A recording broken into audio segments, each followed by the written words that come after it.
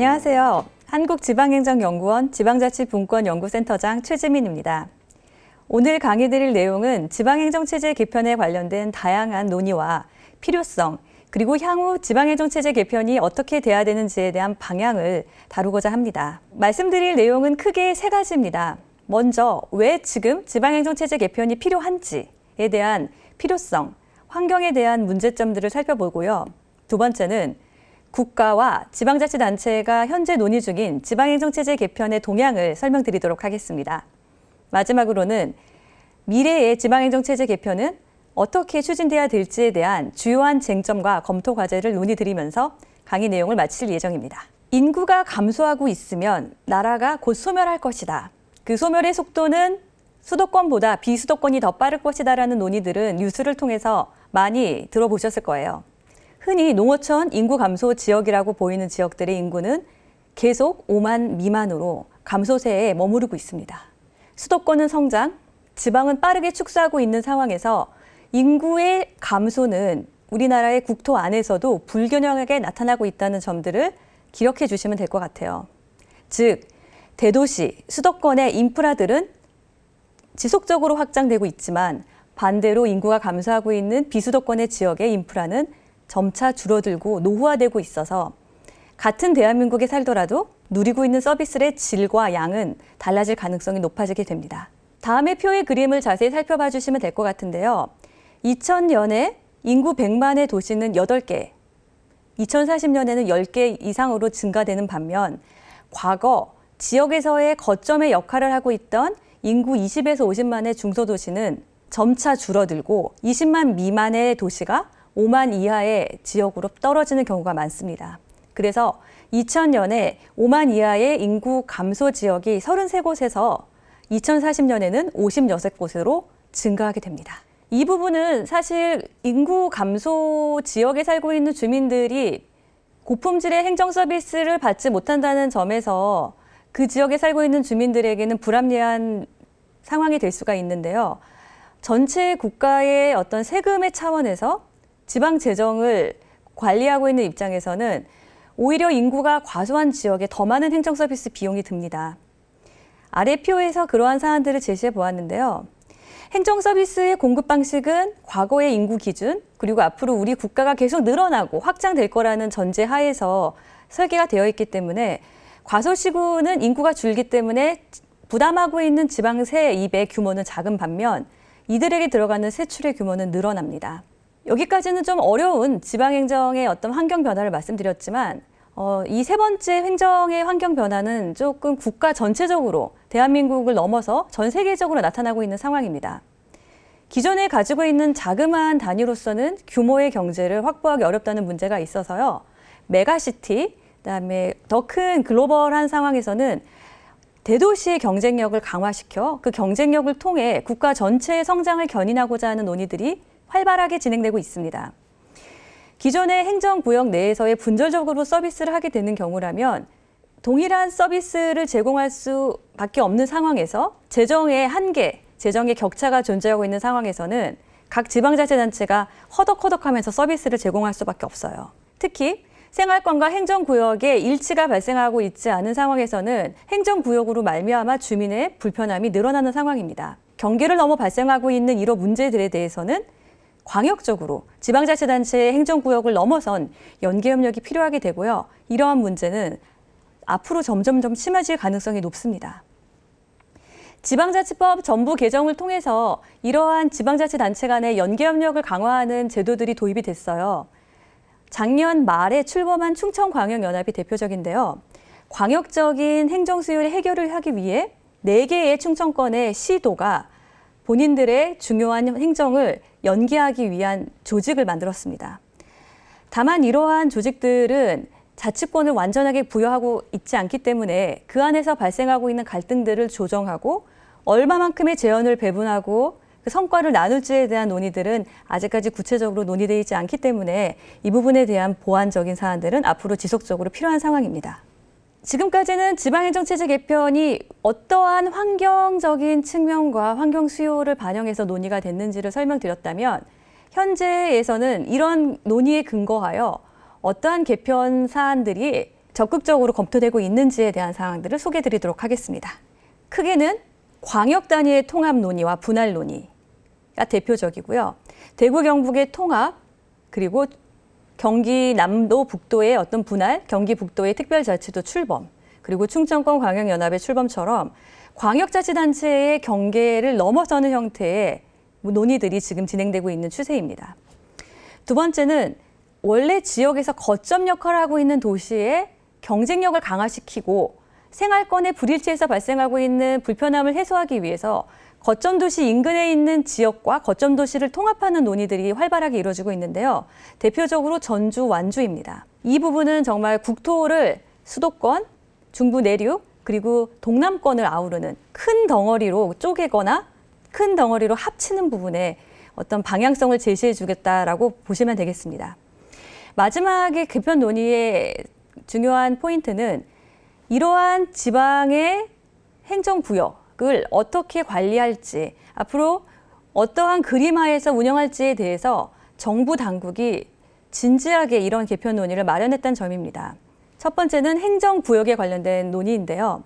행정구역을 합치거나 분리하거나 하는 부분, 첫 번째고요.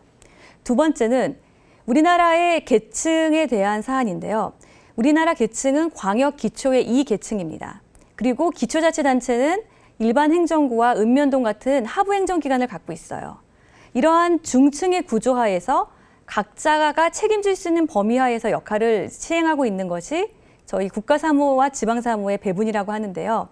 시행하고자 하는 주체가 어떠한 사무는 누가 돼야 될지에 대한 논의, 이거를 기능이라고 하는데 기능 재조정에 대한 게 지방행정체제 개편의 두 번째 사안입니다.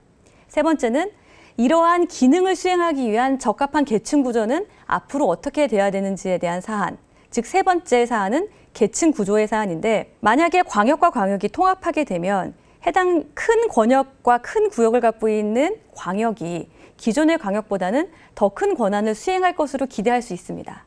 이런 경우에는 기존의 광역의 계층보다는 더 높은 수준의 계층, 즉 국가와 광역 사이에 어느 중간에서의 계층이 될 수가 있죠. 하지만 계층이라고 하면 여러 주민들이나 일반 시민들은 체감하기는 어렵습니다. 누가 서비스를 제공해도 내가 신속한 서비스를 제공하면 그뿐이거든요.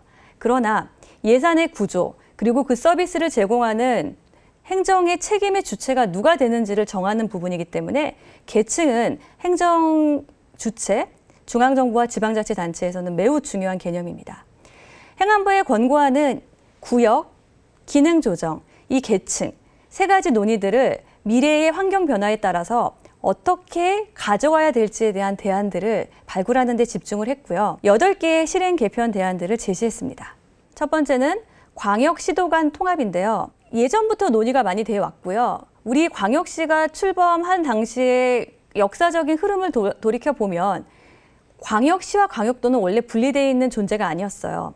인구가 100만 이상이 되고 대도시 행정의 선택과 집중이 필요함에 따라서 기존의 도시 지역인 부분이 광역시로 분리가 된 겁니다. 여기서 논의되고 있는 광역시도 간 통합은 분리된 광역시가 이전의 광역도 안으로 같이 재복원되면서 각각의 17개의 광역에서 분절적으로 집행되고 있는 여러 광역 계획의 수립, 예산의 집행들이 지역 내에서 통합적으로, 유기적으로 조금 더 넓은 시각에서 제시할 수 있는 방식으로 가자라는 논의입니다. 제일 진도가 많이 나간 지역이 대구, 경북이고요. 부산, 울산, 경남도 특별지방자치단체 또는 광역연합으로 추진하고 있다가 최근에는 통합에 대한 논의들도 전개하고 있습니다. 두 번째는 시군구 통합입니다. 잘 되고 있는 중점도시와 인접지역을 연계시켜서 생활권의 불편함을 없애고자 하고 중심도시의 거점성을 강화시키는 목적을 갖고 있는 게 첫 번째. 두 번째는 인구가 지나치게 작거나 또는 인구 감소세가 급해서 지방자치단체의 존립이 좀 어려운 지역들을 통합함으로써 이 지역에서의 어떤 효율성 그리고 지역에서의 불편함을 개선하고자 하는 큰 논의로 두 가지로 우리가 구별해 볼 수 있습니다. 세 번째는 김포가 서울에 편입이 되면 누구에게 유리하고 불리하냐 논의입니다. 경기도에 속해 있는 김포시가 서울시에 있는 김포구로 자신의 소속의 지위를 바꾸는 행위들, 이런 것들이 이제 여기에 포함됩니다. 네 번째는 대도시의 거점 강화로서 현재는 인구 100만이 넘더라도 과거처럼 광역시로 이렇게 분리승격되는 경우는 일어나지 않고요. 100만 대도시의 경우에는 특례시라는 행정상 명칭을 부여해서 광역단체가 수행하고 있는 권한을 이 해당 기초에게 더 많이 제시하는 방식으로 정책이 진행되고 있습니다. 다섯 번째, 여섯 번째는 말씀드린 대로 각각이 수행하고 있는 기능들을 어떻게 조정할 거냐의 사안이고요. 대도시는 기초라고 하더라도 광역의 권한을 더 많이 부여받는 방식으로 가는 거. 과소구는 자신이 수행하고 있는 사무가 광역적으로 접근할 필요가 있는 사무라고 한다면 더 이상 스스로 기획하고 주민에게 전달하기보다는 광역이나 중앙 같은 상위 정부의 해당 기능을 역이양함으로써 본인이 당면하고 있는 정책의 문제, 주민의 밀착 행정에 집중하도록 하는 사안들이 담겨 있습니다. 7번, 8번의 자치계층 재검토와 하부행정기관 효율화는 이러한 구역과 기능을 어떠한 구조화에서 수행할지에 대한 논의인데요. 지금 제주특별자치도에서 이 부분이 굉장히 활발하게 논의가 되고 있습니다. 특별자치도로 출범하면서 기존에 4개 존재하던 시군이 자치권을 없애고 2개의 행정시, 제주시와 서귀포시로 운영이 되고 있고요. 유일하게 자치권을 갖고 있는 곳은 제주특별자치도 본청입니다. 행정시로 가는 경우라면 스스로 조례를 제정할 수 없고 서비스를 제공하고자 있는 대부분의 책임이 도 본청에 있다 보니까 주민이 체감하고 있는 행정의 심리적 거리는 멉니다. 기존에는 직접 시청이나 군청에 가서 업무를 처리하던 사안들을 도청까지 가서 처리하는 경우들이 많아지고 본인들이 직접 조례로서 책임을 지지 않는 사안에 대해 주민들이 불편함을 겪는 거에 대한 체감을 공무원들이 잘 못하는 경우라면 행정의 책임성이 다소 희석될 가능성이 크죠. 그래서 자치 계층을 어떠한 특정한 목적에 따라서 유지할 것인지 아니면 없앨 건지, 없앴다가 다시 유지하는 거로 바꿀 건지에 대한 사안들이 이 자치 계층의 사안이라고 봐주시면 될 것 같고요. 읍면동은 광역적으로 통합되고 있는 사안들은 너무나 커서 주민들은 사실 체감하기 너무 어렵다라는 문제의식 하에서 저희가 세부적으로 더 깊이 있게 고민돼야 될 지점인데 내가 살고 있는 지역, 근린 단위에서 어떻게 서비스를 제공해야 주민들이 더 체감할 수 있고 또 그 지역 내에서 주민의 목소리가 주가 되어 실제 정책에 영향을 줄 수 있는지, 즉 주민이 스스로 참여하고 이끌어내는 마을자치와 근린자치를 어떠한 읍면동 체제 하에서 만들어 갈 수 있는지에 대한 사안입니다. 행안부의 권고안은 다음과 같은 의미와 한계를 가지고 있습니다. 기능 연계와 구조 통합을 통해서 지금 당면하고 있는 지역 문제를 적극적으로 해결하고자 하는 시도로서는 큰 의미가 있습니다. 행정의 효율성, 광역 거버넌스의 형성, 서비스 수준을 제고하고자 하는 유연한 인식이 개편안에 담겨져 있습니다. 행정은 정말 다양한 방식으로 진행되고 있는데요. 시민들은 체감하지 않더라도요. 내가 받고 있는 서비스는 다양한 주체들이 협업해서 작용하고 있는 과정의 결과입니다. 국가가 설계한 서비스, 국가가 직접적으로 예산을 집행하는 서비스가 있고요. 이 서비스가 광역과 기초를 통해서 내려오는 방식도 있고요. 또 지방자치의 단체장이 스스로 자신의 재원과 공약을 통해서 자체 사무화하여 하는 것들도 있습니다. 그러면 광역, 기초 모두 다 자치권을 갖고 있는 구조화에서는 광역이 직접 만드는 사업들, 기초가 만드는 사업들 각각이 있을 수 있고요. 또 광역의 사업의 일부를 기초가 위임해서 집행만 대신해주는 방식의 서비스들이 있습니다. 이런 모든 것들이 저희한테 내려오는 거죠. 시민들은 그 중요한 과정들에 대해서는 알기 어렵고 실제로 눈에 명확하게 보이지 않지만 행정의 내부적으로는 어떠한 수단과 방식을 통해서 서비스가 내려온지가 명확하게 정리가 되고 있습니다. 이 그림을 봐주시면 광역권 단위에서의 어떤 행정 협력이 있을 수 있습니다. 기존에 분리된 광역시와 인접도 지역에서의 어떤 범위 내에서의 서비스, 대중교통망, 그다음에 쓰레기 분리 문제, 이런 부분은 그 광역권 전체 내부에서 일어날 수 있는데요. 이거보다 더 큰 사안들, 예를 들어 충청광역연합 4개 그 지역이 관여하고 있는 것처럼 수도권에 필적할 만한 경제의 어떤 위상, 그리고 경쟁력을 확보하기 위해서 4개의 충청권의 지역들이 하나로 뭉친 겁니다. 물론 물리적으로 통합하지는 않았지만요. 같이 하고자 하는 연계협력 사업을 어떻게 할 것이고 어떤 예산에서 어떻게 책임질지에 대한 특별자치단체 수준에서의 의회도 구성돼 있습니다. 근데 이거를 더 넘어서는 형태의 연계협력 구조도 있다고 앞서 말씀드렸는데요. 충청광역연합과 경기 일부 지역, 그다음에 경상도 지역의 일부가 중부 내륙의 어떤 연계발전 협력으로 우리나라 국토의 중층에 해당되고 있는 연계협력 구조 하에서 다양한 사업들을 시행하고 있습니다. 그거에 대한 내용들을 이 표로 요약해서 제시해 보았습니다. 각각의 중첩적인 협력 구조에서 표방하고자 하는 협력의 목적은 다릅니다. 먼저 광역권에서는 규모의 경제, 거점의 확보, 행정의 효율화 부분이라고 하면 되고요. 초광역권은 더 큰 공동의 어떤 성장과 권역적인 연계협력과 신뢰구조의 확보라고 봐주시면 되겠습니다.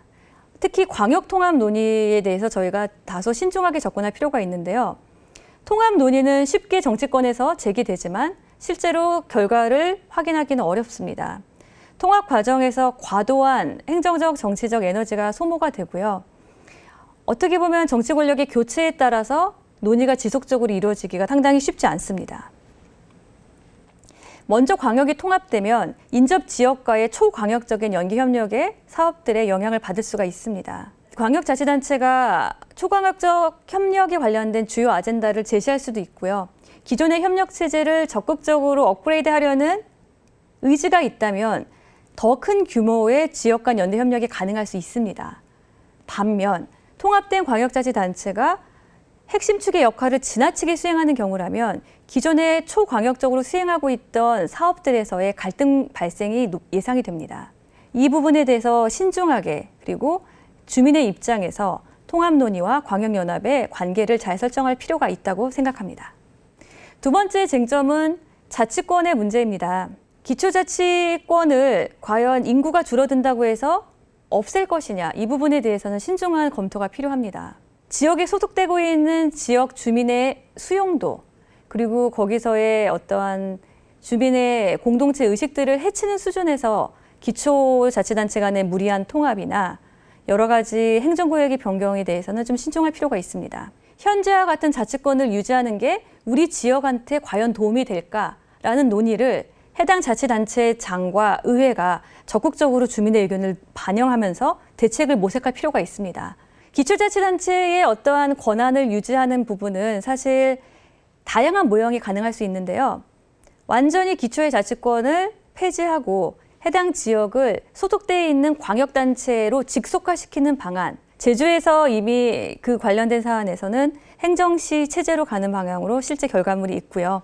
기초의 자치권은 유지하지만 광역적인 기능으로 수행하는 것이 더 효율적인 사업들 또는 상위 지방정부로 보내는 방식, 기초의 기능 축소 방안도 가능합니다. 이 부분은 일본에서 보안사무라는 제도로 시행되고 있습니다. 과소지역이 직접 제공하기에는 비용이 너무 많이 들고요. 그 서비스를 제공할 수 있는 전문 인력도 다소 부족합니다. 따라서 광역단체가 그 사업을 대신 위탁 처리해주는 방식으로 기초 지역의 서비스를 훨씬 더 효율적으로, 효과적으로 제시하는 방식을 도입하고 있는데 이 부분은 광역과 기초 간의 어떤 사업에 대한 연계 조정에 대한 사전 협의, 어떻게 재원을 부담할 것인지에 대한 논의가 잘 이루어져야지만 성공적으로 이제 결과물을 낼 수가 있습니다. 그리고 현재처럼 기초 기능을 유지하는 방식.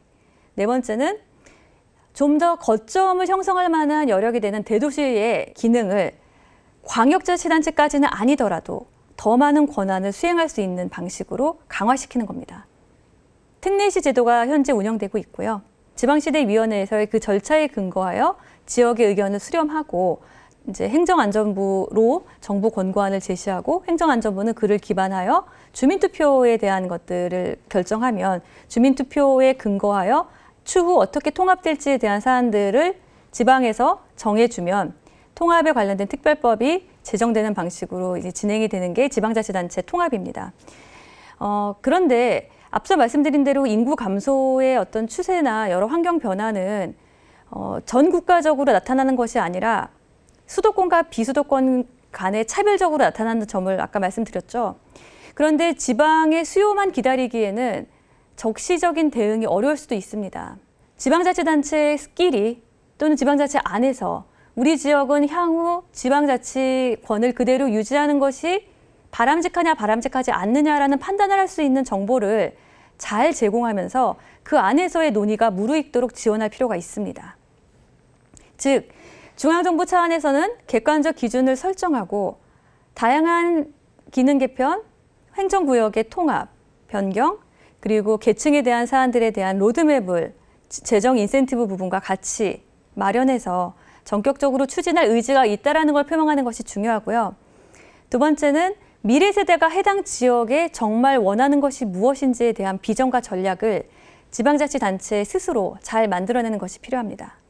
여러 가지 제도적인 한계, 그다음에 참여하고 있는 주민의 전문성 문제들도 존재하고 있지만 이와 같이 주민이 직접적으로 참여하여 생활권과 공동체의 의사결정력을 강화시켜주는 논의가 뒷받쳐지지 않는 경우라면 효율성, 그다음에 규모의 경제 위주의 큰 제도 개편은 주민의 궁극적인 체감도까지 연결되기가 어렵다는 점입니다. 여기까지가 지방행정체제 개편에 관련돼 있는 다양한 논의, 그리고 행안부의 권고안에 대한 소개, 앞으로 지방행정체제 개편을 한다고 했을 때는 이러한 검토 쟁점들을 통해서 잘 고려된 종합적인 결과물을 만들어냈으면 좋겠다라는 제언까지 담아보았습니다. 추후 지방행정연구원은 행정안전부와 같이 지방행정체제 개편에 관련돼 있는 필요한 연구들을 수행하며 지역의 중심이 되고 주민이 체감할 수 있고 현장 중심이 될 수 있는 지방자치제도 발전 방향에 기여하는 연구를 수행하도록 하겠습니다. 감사합니다.